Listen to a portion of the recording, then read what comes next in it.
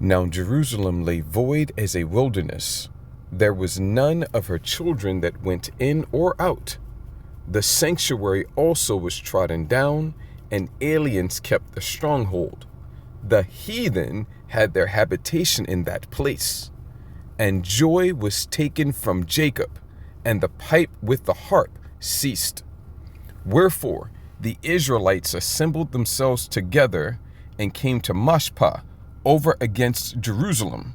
For in Mashpah was the place where they prayed aforetime in Israel.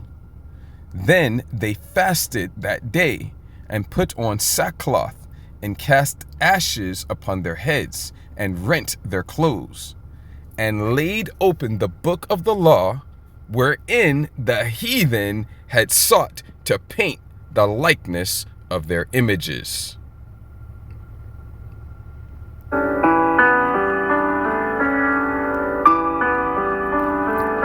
Because of the consistent iconoclast efforts, it is difficult for most to realize the true presence of Africans as nobles in Europe. It is even more difficult to admit the role of Africans as venerated deities. But that was precisely the intended outcome of the iconoclast movement. Masquerading as an exercise to remove icons altogether, its real objective was to redefine them. And I argue that this movement never really ended. It went from the destruction of black icons as early as the 8th century AD to a new form where historians are knowingly hiding notable black presence in medieval Europe. And what they will instead focus on are exceptions that happen to reinforce the narrative that black people only had a role of servitude. There is no better example for this than the transformation of Queen Elizabeth I from her first-hand accounts to her repainted figures. In the Calendar of State Papers and Manuscripts Relating to English Affairs on page 1058, when Ambassador Giovanni Michel writes, quote, "Of this sister of hers, I must remind your serenity that after the repudiation of Queen Catherine, the present Queen's mother, she was born of Henry VIII, and of his second wife, Anne Boleyn, an Englishwoman and of noble birth, although 2 years afterwards she was beheaded for adultery. My Lady Elizabeth was born in September 1533, so she is now 23 years old.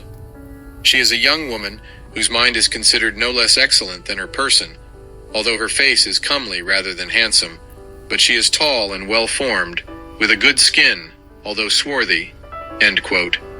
And if you wondered what swarthy means in Old English, it means of dark complexion or black. And yet when we look at portraits and paintings for Elizabeth, she is depicted with the whitest of white skins, with what happens to be curly red hair. Take a note of this, as it will come to be of importance as we progress. In yet another account of Elizabeth in the book English and Scottish History, she is described by Sir James Melvin as follows, quote, "Her hair was more reddish than yellow, curled in appearance naturally. She desired to know of me what color of hair was reputed best, and whether my queen's hair or hers were best, and which of them two was the fairest." End quote. Well, it is not uncommon at all for black women to be born with curly red hair, as you can see in these many examples, swarthy, of dark complexion with curly red hair, and again swarthy dark complexion with curly red hair. And if you are still doubting that iconoclasm erased as many images of black nobility as they could find, here is yet another example. In the book Queen Elizabeth by Alison Weir, Sir Francis Walsingham is spoken of by the Queen as follows. Quote, "Walsingham was nearing 40. He had been educated at Cambridge, Gray's Inn, and Padua, and become an MP. Later, he had come under the patronage of Cecil, who had offered him a post at court, and later placed him in charge of his secret agents. Because of his swarthy complexion and black clothes, Elizabeth nicknamed Walsingham her Moor." End quote. As we have just seen, Sir Francis Walsingham was a Moor and was swarthy of complexion. But if you search for his images, this is what you get. Someone who is the farthest away from swarthy. It wasn't just England. The Black Moors were everywhere in Europe, and they showed up in very surprising areas.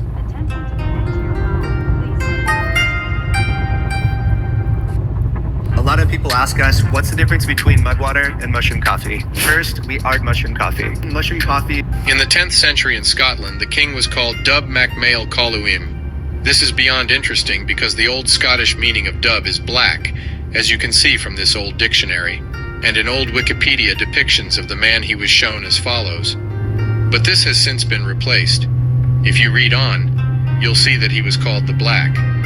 Further to this, in the book The Mystery of Legends of Scotland, the author confirms the existence of purely black people. We see one of them in the person of Kenneth the Niger. During the 10th century, Kenneth the Niger ruled over 3 provinces in Scotland. The archaeologist and writer David McRitchie declared that the Moors dominated Scotland as late as the time of the Saxon kings. So late as the 10th century, 3 of the provinces of Scotland were wholly black, and the supreme ruler of these were the Black Kings of Scotland. You will also note that Scottish royalty was intimately related with English royalty through various bloodlines. On the European continent, we continue to find influential black figures throughout the Middle Ages. In 16th century Italy, we find the medallion depicting an unidentified European king. In 12th century Italy, Moorish philosopher Ibn Rushd, here depicted. And the Black Moors didn't just become kings and queens in Europe, they also show up as rulers of the Byzantine Empire in multiple instances. Like Nikephoros II Phocas, Emperor of Byzantium from 912 to 969, he is described in the Relatio of Luitprand of Cremona as, quote, very bristly through the length and thickness of his hair, in color an Ethiopian, one whom it would not be pleasant to meet in the middle of the night, end quote. And yet this is his depiction, really nothing like the man. Here again we see the iconoclast at work, but where they changed some icons, they could not get all the references.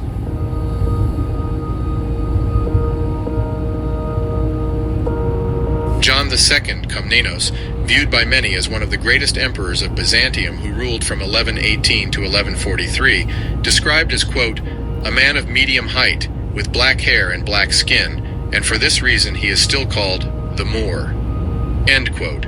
The reference can be found in William of Tyre Chronicon 1523. As you can see again, his post-iconoclast depictions look nothing like the written first-hand accounts.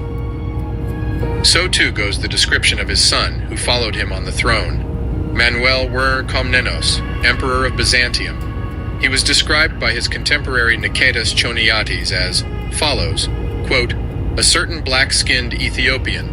They acclaimed him Emperor of the Romans and led him about in procession with splendid crown on his head, end quote. But unlike his father, his image, although hard to find, depicts him as shown. And the list goes on. Leszek II, the Black of Poland, 13th century. Zawisza the Black, the most famous Polish knight. Augustus, the strong king of Poland. The famous Queen Charlotte, with her Moorish Portuguese antecedents. Queen Philippa of Hainaut, who was born in 1310 in Valenciennes in France, who had black Moorish ancestry. She married Edward of York. Alexandre Dumas, the famous author of The Three Musketeers. George Bridgetower, the music composer who rivaled with Beethoven. Jacobus Capitine, the famous theologian, and countless knights, judges, dukes, duchesses, viscounts, and various other noble titles. So much so that Europeans started incorporating elements of the black phenotype into their cultural rituals.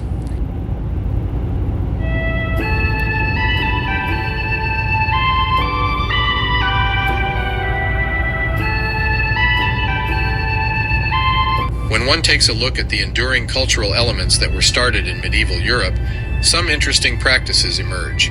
The first one being the wearing of the wig. The practice started in the courtroom, and historical texts show that, until the 17th century, lawyers were expected to appear in court with clean, short hair and beards. Wigs made their first appearance in a courtroom purely and simply because that's what was being worn outside it. The reign of Charles II, 1660 to 1685, made wigs essential wear for polite society. So then, who was the general population trying to imitate? They were trying to imitate the king, Charles II. Charles II, 1630 to 85, otherwise known as the Merry Monarch, was a gargantuan baby. At 4 months he already looked, his mother complained, like a 1-year-old. From the age of 12, he took part in English Civil War battles and was described as a tall black man in parliamentary wanted posters. By now, you know the drill. If Charles II was described as a tall black man, why would he be depicted as such on his painting shown in Wikipedia? Nevertheless, the imitation of his natural hair and that of traditional black nobility started to influence the very aspects of European culture. In these pictures, we can even see how the medieval wigs imitate Kemetic hairstyles, even down to how the curly hair rests on the shoulders. So here it is important to ask, if these wigs were not made to mimic or copy African hairstyle, whose hair were they imitating? Surely not the natural European hairstyle, as the tight, curly nature of the wigs cannot be found in that population. And there is only one people on Earth with this type of kinky hair, and it is the Black African. As the YouTube channel straight up said, if they could choose any type of hairstyle, why would they choose these particular African hairstyles in so many instances, and especially in royalty and high society? Another Black in History channel gem. Along with the already mentioned The Debunker and Mr. Theory on X, do check them out. But women of medieval and late medieval Europe also copied another defining feature of Black women. One feature that was, in recent time, denied or mocked, but that has become so sought after today that women are now paying large sums of money to imitate and obtain: the large posterior. And in Europe, they went as far as creating appendages such as the bustle to specifically amplify the woman's posterior. The sole purpose of the device was to give European women the appearance of having a larger behind, just to give you an idea of how popular this body augmentation procedure has become. In 2020, 397,000 women underwent butt lift procedures. And that's not counting the large number of women who spend countless hours in the gym to gain more mass in that specific area. I strongly suspect that lipstick was also invented for the same reasons. That is, to imitate the Black woman's natural luscious lips. This is something I will look into later.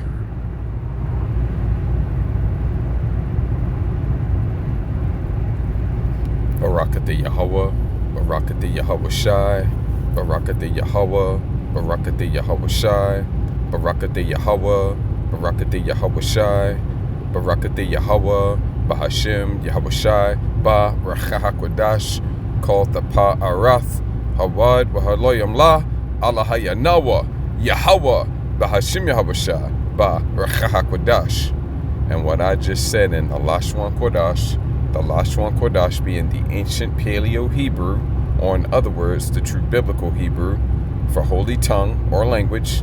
And what I just said is, all glory, honor, and praises abundantly and continuously to our power, Yahweh, the true name of the Heavenly Father, who the world ignorantly and incorrectly calls God, and the name of His only begotten Son, our Savior, our Messiah, our Deliverer, Yahweh Shai, HaMashiach, who the world ignorantly and incorrectly calls Jesus Christ, in, or in other words, through the Holy Spirit. Double honors to the apostles and elders of Great Millstone. Much peace, love, and respect to your brothers teaching and pushing this truth throughout the four corners of the earth, to the hopeful elect, the 144,000 and the 1/3, as well as the rest of the elect scattered abroad amongst the heathen nations to the four corners of the earth, east, north, south, and west. To you I say, Shalom. This is your brother Ra'aib Tazadakwa coming back at you again, all through the spirit and power of Yahweh Bahashim Yahweh Shah, with another lesson.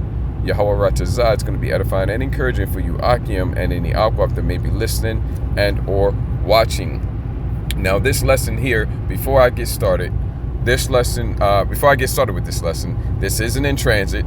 So, Baba Kushar, bear with me if there's any pauses, hesitations, or delays. You know why. I am on the road, so my attention is always somewhat split. You know, no somewhat about it. My attention is always, split. I'm always, of course, paying attention to the traffic and the road conditions and whatnot. So, depending on what's going on, that may cause me to slow down a little bit, pause, hesitate, or whatever. And you know why. And I appreciate your patience in that regard. The WADA, which is thank you in advance. All right. The second thing I'm gonna say is fair use is allowed under U.S. law. Fair use is allowed for educational purposes, commentary, criticism, and the like. Okay. I'm not profiting from this at all. And I'm going to give credit to the originator of the material right now. You see the title over there, Elizabeth suppressed primary accounts of quote-unquote so-called black nobility in Europe, and the page that it's on is Without History. Okay, so credit has been given to the originator of the material. If I forget, which most likely I will, if I forget to put the link, you can look it up by either looking up the page itself, the YouTube channel itself, or the title, right? And you can watch the whole video in its entirety. It is a good watch. Towards the end, they go in to showing and admitting and acknowledging that the so-called blacks are the true Israelites. They actually go so far as to admit that towards the end of the video, which was surprising to me. But you know, hey, maybe it shouldn't be so surprising, because this truth is, you know, just like Yahweh Shah Mashiach said, this gospel of the kingdom shall be preached to all the ends of the earth, and then shall the end come. So, hey, the truth has been getting pushed very, very, very hard for decades now, and all the more so as we come down to the wire, which is where we're at with the Third World War. Basically, it's already underway and ramping up and intensifying. Ultimately going to culminate in the all-out thermonuclear destruction of America, Babylon the Great, as well as the land of Israel, as well as all of the kingdom of Esau, Edom, and the kingdom of the heathen as well. All right, so you got that. You got the MOT to the capital B, also known as the Beast Rice, the Revelation 13 badge verses 16 through 18, which is basically basically just waiting for whatever catalyst the Most High puts on the spirit of these Edomites to use to go ahead and push it. It's already everything's ready to go. All they got to do is just fire off the catalyst. Once the catalyst is fired off, that's going to be the main part of the solution, an indispensable integral part of the solution, and because that's going to be the whole point of it. Okay, you're going to be doing other stuff. There's going to be a lot of noise, a lot of confusion, but the main point of everything is going to be to push that Revelation 13 batch verses 16 through 18, which is the radio frequency ID micro C to the hip. Okay, going on in the right hand over here, they always show it as the size of a grain of rice, and it is going in the right hand here in America, Babylon the Great, but the left hand in Europe and other places around the world. All right, and so you got that, and you got Jacob's trouble, also, ready to go. They got everything ready for that. Guillotines, all their plans and everything are already drawn up. The FE Ma caps, all of that. They got everything ready to go. Robot dogs, robots themselves, they got everything, and so much more. Drones and whatnot. They got all that ready to go, man. These are the handful of end time prophecies that remain, right? Isaiah 4:1, the famine of the word, and and ultimately the return of Yahweh Shah HaMashiach, our Lord, our Savior, and our Messiah, which is what we're all waiting for. So with us being down at the wire like that, it was a bit of a surprise, because usually, I'm just used to us being the only ones saying it, but truth be told, I have seen a lot of other sources come out and admit that we are the true Israelites, and this is another one. And they just kind of surprised me, because if when I was watching it, you would think that if they were going to go there, they would have mentioned it at some point a little earlier, but they waited until like the last 5 minutes of the video. You see, it's like 37 minutes, right? So they waited till like the last 5 to 7 minutes or so to bring that information out, that, oh yeah, these Africans we're talking about, they're actually the true Israelites, which gets into the fact that this is part 3, because you got to clean that statement up. All right, so which gets into the fact that this is part 3. And bear with me a second, somebody is coming up on my flank. You know how it is, it's always that way. Bear with me, Salakia for the flipping, but it's always that way where somebody is just going to be me and them on the road. They're going to have super bright headlights, and they're going to come up on me, and then as soon as they get say about 50 to 100 feet behind me, they match my speed, and I have to stop and pay attention to them. So I just lost the heathen, so we can continue. So Salakia for the flipping there, but you can see this is part 3. If I can get the phone to flip, doesn't want to flip. All right, doesn't want to flip. Give me a second here. It should be flipping, but it isn't. All right, it don't want to flip. Let's try it like this, and let's try it like that. Okay, man, technology, man, don't you love it? All right, finally flipped. Okay, you see there, part 1 is actually premiering right now. It should say premiering, but it doesn't say premiering. But anyway, it is premiering right now. The History of African Americans Before Africa, part 1. And in that part, I encourage you to check out the previous parts. Part 2 is not live yet. Let me see here. Something don't look right.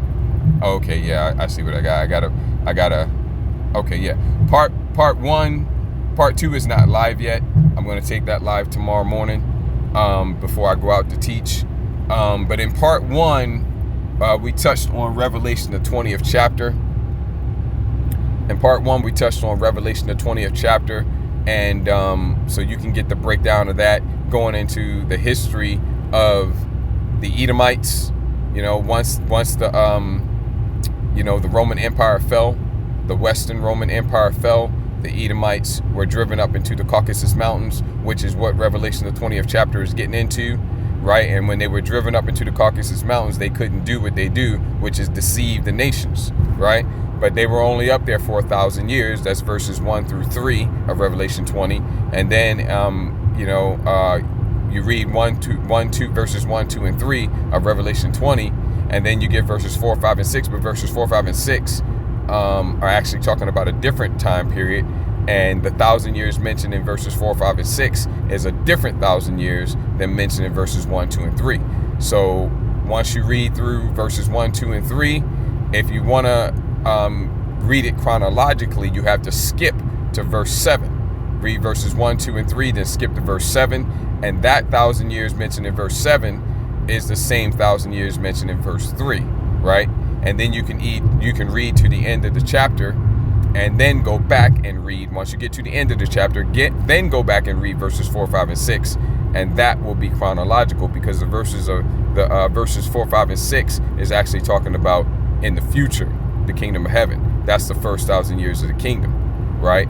The 1,000-year period of verses 1, 2, and 3, and 7. That 1,000-year period is already in the history books. Okay, it's 2 different 1,000-year periods. Okay, and people have to understand that, or you won't understand Revelation, the 20th chapter. So once they came down out of the Caucasus Mountains, they were driven up there for 1,000 years after the Western Roman Empire fell, and after they came down, during that period of time, during that period of time when they were up in the Caucasus Mountains for that 1,000-year period of time, they called that the Middle Ages, they called that the Byzantine Empire, they called it the Dark Ages, the Medieval Ages, right?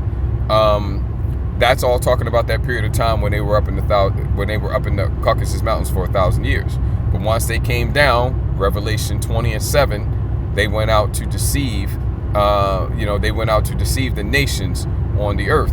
To gather them together to battle, Gog and Magog, right? And so that's talking about what we call today the Renaissance, which Renaissance means what? The word literally means rebirth of Edomite rulership. Okay, because they weren't able to do anything. They ruled as the Greeks, then they ruled as the Romans, and then the Western Roman Empire fell, right? It split into 2. You had the Eastern and the Western. The Eastern was ruled by us, the Israelites, and the Western fell, right? And they were driven up into the Caucasus Mountains. That's verses 1, 2, and 3, right? And then after the 1,000 years, during the 1,000-year period, we were ruling in Europe, which actually is Western Asia or Asia Minor. We were ruling, and that's what this video that I just played for you is bringing up. How that, he says Africans, but it was actually the Israelites, the Southern Kingdom Israelites predominantly, right? Okay, and he's erroneously referring to us as Africans, right? Okay, but during that period of time, we were ruling. That's why he called it the Dark Ages or the Byzantine Empire, which means backwards, all right? Because from his perspective, things were backwards. Instead of him being on top and us being on the bottom, we were on top and he was on the bottom, and there's nothing he could do about it during that 1,000-year period, because there was a great chain about him. Okay, all right, and that's verses 1, 2, and 3. That chain is spiritual. right? And then after the 1,000-year period, he had the rebirth of Edomite rulership, and he came out deceiving, all right? And not only that, but he didn't come out and automatically have rulership, right?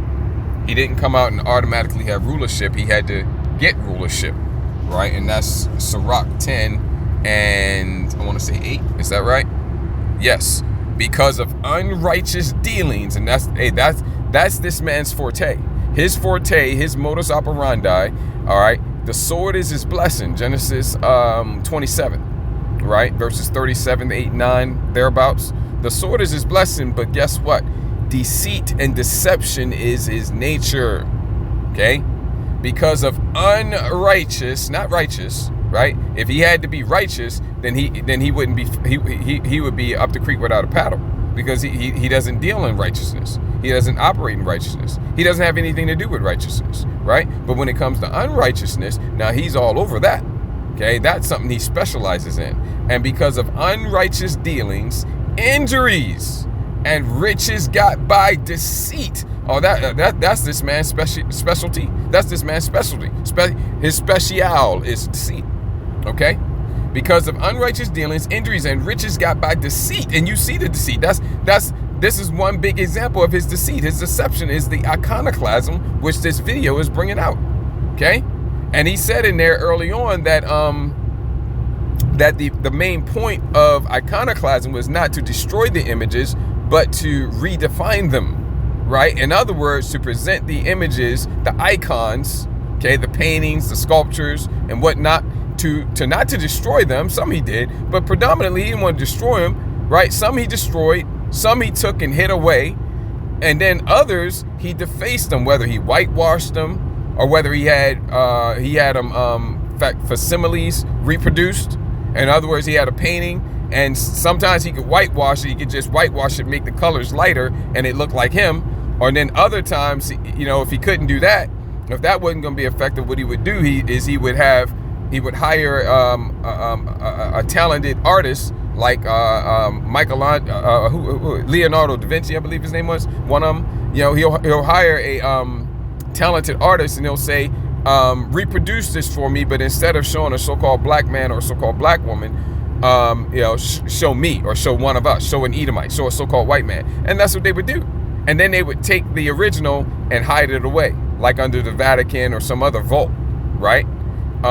Which reminds me that President Vladimir Putin just recently, only within like the past 4, 5, 6 months, opened up the oldest vault they have over there in the land of Russia, right? You should notice, I don't know if it was in this portion that I played tonight, but if you watch the whole video, he mentions from Scotland to Russia or something like that. And because we were all up in Russia as well.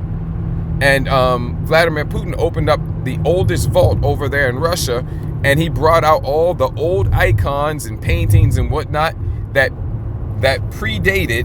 I'm not even sure why that just popped up or what that is. Let me just get rid of that. I'm not even sure why that popped up. That predated the Renaissance. So in other words, these all the icons and paintings and sculptures that was in this vault, they all went back to before the the Renaissance, and he brought it all out, and he showed that everything in there depicted the Israelites, the angels, the only begotten Son, and the Heavenly Father himself, all as so-called black people. And then he said to the whole world, he did this. He said he did this in front of the whole world, on the world stage, okay? And he invited the whole world to join him in following Black Jesus, okay? And that's what he said. It was a translator, but the translator who was translating for him said, you know, join us or join me in following Black Jesus. And he put out to the whole world that the Israelites are so-called black people. The only begotten Son, so-called black man. The angels, so-called black people. The Most High himself, a so-called black, has the appearance of a so-called black man. And he put that out to the whole world, right? So they wasn't looking to destroy the images. They were looking to redefine them, to present themselves as the ones of the book, right? And that's what they were looking to do. All right. Let me see. I feel like I'm dropping a thread here because I got too many things running through my mind. In addition to that, I'm driving down the road. What else was I going to say? Yeah, and then that's also why they knocked the noses off of statues, right? I remember, as I was a young man coming up, maybe even a young boy, teenager, young man, I just would always see the statues with the noses knocked off. And I'm like, man, why the nose always knocked off? It's never like really an ear or anything like that, or maybe the chin chipped off. It's always just the nose. Everything else is pretty much good to go. It's just the nose. Why is that? Well, because the nose was always intentionally knocked off, because that's a very identifiable facial feature to show that it's not them, right? Everything else, you can sell it. Oh, that's us. Okay, but if the nose is there, then they can't sell it. It's not them. You can say, oh no, that's not y'all. That's not y'all, right? And so that's the reason why the noses are always knocked off. And that goes to this other precept here in First Maccabees, the 3rd chapter. Now, when you get this from the 1st chapter, this is during the time of the Greek captivity. Okay, the Greek Empire, which they were Edomites. Let's prove that the Greeks were Edomites. Okay, when you read this all the way through, come on, man, the phone is just not acting right. 4, thank you. And when you read this all the way through, all right, you see that this is all dealing with the Greek captivity. And when you get down here to verse 61, I believe it is, yes, it refers to the Greeks by a different name. Okay, and the reason why is because it was well known during this time that although they were being called the Greeks, that's not who they truly were. It was well known. It was no secret back then. Okay? It was not lost on anybody who these people truly were, right? And so that's the reason why it says here in 1 Maccabees 4 and 6, and they set there, they referring to the Israelites, us, and they set there a garrison to keep it, okay? A number of troops, okay? To fortify that area, and fortified Bethsura to preserve it, right? That the people might have a defense against. Now it's talking about the Greeks. Just read it all the way through, okay? You start at verse 1 and go all the way through, man. It'll only take you like, 15, 20 minutes, right? It's talking about the Greeks. But does it call them the Greeks here? No. A lot of other places that refer to as the Greeks, but not here. Here it refers to them as Idumea. Okay, and you read the context and it's clear all the way through that it's talking about the Greeks. But here it calls them Idumea because that's who they truly were. They were not the original Greeks. The original Greeks went back to Japheth. They were a Japhetic people, right? But they were taken down by the Greeks, but they were taken down by the Edomites, and the Edomites stood up in their place. Let's get a precept to back that up real quick.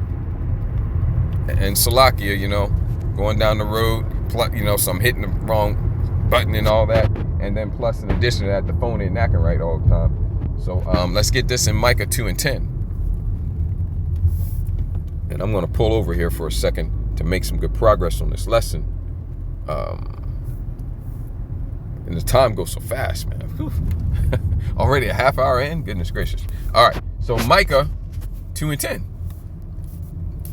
All right, let's get 2 and 2 is what I meant. You can start at 1, but for the sake of time, we're already a half hour in, right? And they covet fields. Now we got to get to 1, okay? Woe, woe, great sorrow, misery, death, and destruction. That's what woe means. To them that devise iniquity. And there is one on this planet that devises iniquity more so than any other people, okay? In other words, everybody else is just child's play compared to this man. And work evil upon their beds. Okay, and there's one that does this more so than anyone else. When the morning is light, they practice it. Right. When they were ruling as the Greeks, it was daytime. Right? That was like their morning. Right? When they transitioned from ruling as the Greeks to ruling as the Romans, that was like noonday. And then when the Western Roman Empire fell, that was like the sun setting on them, right? And then when they were driven up into the Caucasus Mountains, again, Revelation 1, 2, and 3 of the 20th chapter, Revelation 20th chapter, 1, 2, and 3, they were driven up into the Caucasus Mountains. That was like the sun set on them. That was their night. But what happened after that 1,000 years was fulfilled? Verse 7. And after the 1,000 years are fulfilled, Satan must be loosed a little season, right? Hey, once they started to come down and it kicked off the renaissance, the rebirth of Edomite rulership, that was their mourning. And what happened when morning occurred? When the morning is light, they practice it because it is in the power of their hand. And what do? And they covet fields and take them by violence. That's what they do to a lot of nations. That's what they've done to a lot of people. Most notably us, the Israelites. They're over there in our land now. Not all of them, but the lead tribe, which is the biblical Amalekites. They're the top tribe of Esau, Edom. They're over there in our land now, not so effectively except to the most uninformed and or stupid people, all right, okay, claiming to be us. All right, a lot of people recognize and no, y'all not the true Israelite. Hey, they even tell you that, okay? Their scholarship tells you that. Some of their top intellectual minds will tell you that. Hey, look, we have no ties to the ancient biblical Israelites. Okay, we'll just tell you that right now. Hey, not all of them will tell you that, but a lot of their scholars will. A lot of their top intellectuals will, right? And some of their scholarship will, right? In other words, the references. You got to get the older revisions, because once we started bringing attention to that, they started making revisions to take that information out, right? But they'll tell you that, man, because it's the goddamn truth. That's why, right? And so, man, I lost my train of thought again. That's what happens when it's at the end of a long day and you got like 3 or 4 things running through your mind at once all the time, right? Because, it just got so much I want to say, so much I want to bring out, and sometimes I drop the thread. But anyway, they covered fields and take them, right? Most notably, they did that to us, right? And that's Amos 7:17. And thy land shall be divided by line. That's called the two-state solution. That's what they're talking about. Dividing up our land by line. Okay, we're going to draw some lines on this map right here with the ancient land of Israel. Okay, this portion's for you. This portion's for us. Only thing is, we're going to keep revising it and taking more and more for us and leaving less and less for you. That's what the Edomites are doing to the Palestinians over there, right? That's why they got all that fighting going on all the time, right? And take them away. And they've done it to a lot of nations, most notably to us. But here we're talking about the Greeks, the ancient Greeks. They did it to them too. Right? And take them away, so they oppress a man and his house, even a man and his heritage. So they stand. What it means to oppress a man and his heritage is it means that you not only do you take that man down, but you take everything he has. And not only do you take everything he has, you stand up in his place and you say you're him, and you tell him that he can go somewhere else and be somebody else. You give him another name, and you put him in another land, and you call that land by some other name, and you give him another name, and you say you're not you anymore, I'm you. And you take credit for everything he's ever done, right? That's what he do, right? So getting back over here, okay? Right. I just was showing you here that the Greeks, at this point in time, they were the Idumeans, which is the Greek way of saying Esau, Edom, right? So when we go back over here to the 3rd chapter, and we go back down here to where we opened up at, right? This is getting into the First Maccabees and Second Maccabees. That's the Greek captivity, the Greek Empire, going back to Daniel and his vision, right? You had the portion of the statue that was made out of you had brass, right? Yeah, you had the gold, the silver, the brass, and then the iron. Okay, this is the portion of the statue made out of brass, right? And then when you get to the beast, this is the leopard with the 4 wings. Okay, that's what this is, representing the Greek Empire. Okay, and during the Greek Empire, right, we, the Israelites, were forcibly Hellenized, forced to keep the customs of the Greeks under penalty of death, forced to no longer call ourselves a Jew or Israelite, Judean, an Israelite, because that's what Jew comes from Judean, right? Forced to no longer call ourselves Judeans, under penalty of death, forced to no longer keep our high holy days, forced to no longer circumcise our children, forced to no longer keep the Sabbath, all under penalty of death, and forced to eat swine's flesh, abominable swine's flesh, again, under penalty of death, right? And a lot of us were put to death, right? And then a lot of us kind of went underground with keeping the laws, commandments, and statutes, and continue to refer to ourselves as who we are, which is the Israelites, right? But we had to go underground. We had to go, and a lot of us started to fight, which is what the Maccabees is all about. Okay, here you got Judas Maccabees, all right, Judas Maccabees rising up in the stead of his father and leading the Maccabean revolt, right? Okay, but a lot of us were put to death, but then a lot of us. And then some of us fought, but then also a lot of us just gave in and capitulated and was like, well, look, I don't want my baby to, because they were putting mothers and children to death, and of course the men as well. They were putting babies to death, right? Because of, if a woman, so you can read about this in over here, I'm not going to get it, sake of time, right? You can read about it over here in First Maccabees, the first chapter, but if a mother was found to have a son circumcised, the mother and the son were put to death, right? Okay, and so those that didn't eat the swine's flesh put to death, right?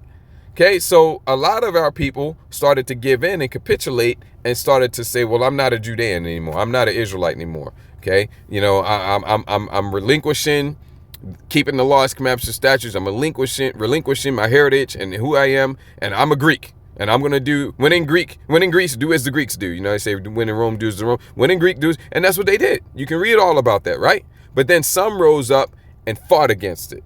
And that's what brings us here to 1 Maccabees 3:45 through 48. But the point's in 48, right? So let's just get 46, 7, and 8. Wherefore the Israelites assembled themselves together and came to Mashpah over against Jerusalem, Yerushalayim, the city of peace. For in Mashpah was the place where they prayed aforetime in Israel. Then they fasted that day, right? Because of all those things that was going on, and put on sackcloth and cast ashes upon their heads and rent their clothes. And here's the point: and laid open the book of the law, which is what? The scriptures. Okay, so they took the scriptures. We didn't have the whole Bible at the time, but the Old Testament is what we had, right? The Apocrypha was being written here, right? The Apocrypha wasn't even put together yet. Okay, certainly didn't have the New Testament either, because Yahweh Shai and the disciples weren't going to come on the scene for another 200-300 years, right? So we didn't have the Apocrypha wasn't, if portions of it were written, it wasn't complete, and because I don't know exactly when every book of the Apocrypha was written. So if some of the books were written, it was incomplete. They all, the whole Apocrypha wasn't together, and the New Testament wasn't even started. Okay, so all they had predominantly was the Old Testament, what we call the Old Testament today. Okay, that's what we call the Old Testament. It's all one book. It's all the scriptures, right? Okay, so they laid open the book of the law. The Torah, the first 5 books. The historical books, the prophetic books, the poetic books, which are also prophetic. They laid open the book of the law, what we call the Old Testament today. And guess what they found in there? They found that the heathen had sought to paint the likeness of their images. Wherein the heathen, well, who's the heathen that's seeking to paint the likeness of their images? All right, okay. Is it the Moabites? Is it the Ammonites? Is it the Ishmaelites? Is it the Hamitic nations or any of the other Japhetic nations? Yeah, Japheth, they got taken down, but they're going to seek the pain. No, man, it's the top heathen nation. The heathen nation that's in charge. The heathen nation that's in control. The heathen nation that's ruling this empire. The Greek Empire. And we already know that's Idumea from 1 Maccabees 4:61. So who was it what heathen nation was looking to paint their likeness in our book? In other words, when you open up the book, and you look at the pictures that's in there, what heathen nation was trying to make it look like the book was about them? Well, it was the Edomites, the Idumeans, referring to themselves as Greeks, because they're the heathen nation in charge and control and rulership. Okay? So this is nothing new. That's what they were seeking to do back during the time of the Greek captivity, right? But they weren't successful, right? And that, but guess what? If at first you don't succeed, try again, right? So that's what they did with iconoclasm. And this time they had significant success, although not complete and total, because as much as they tried to do it, like he brought out, there's a flood and an avalanche of evidence that they didn't get to. A lot of it's over there in Russia, and Vladimir Putin just brought a lot of it out. But even without him doing that, there was already a ton of it everywhere. All right, because a lot of it's been brought out, a lot of it's been put in museums, and they still have a lot of it hidden away. They couldn't possibly get it all, right? Because it's just so much of it, and more of it's coming out all the time. Okay, so they laid open the book of the law where the heathen had sought to paint the likeness of their images, and that the heathen that was looking to do that was the Edomites, the so-called white man, generally speaking, right? And that's exactly what they did during the time of the Renaissance with iconoclasm. All right, that's exactly what they did. Now, with the time that remains, I was originally thinking this would be the final part, but we'll see. With the time that remains, we don't need that anymore. If you'll remember when I was playing the video, I think what I'm gonna do, because I really want to stress that. So I think what I'm gonna do is I'm gonna pull up here.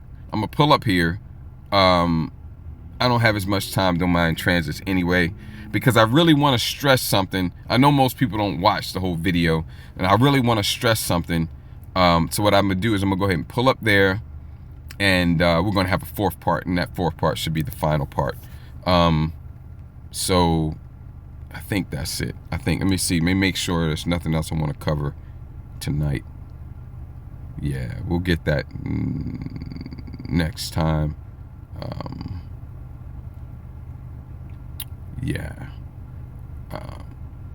Yeah, so that's going to be good. We're going to pull up there, and I'll get a fourth part to this lesson series. So with that, I'm going to go ahead and wrap this up. Before I do, I want to give all glory, honor, and praises to Yahweh, Bahashim Yahushua, Ba'Recha HaKodash, double honors to the apostles and elders of Great Millstone. Much peace, love, and respect to the brothers teaching, pushing this truth out the four corners of the earth.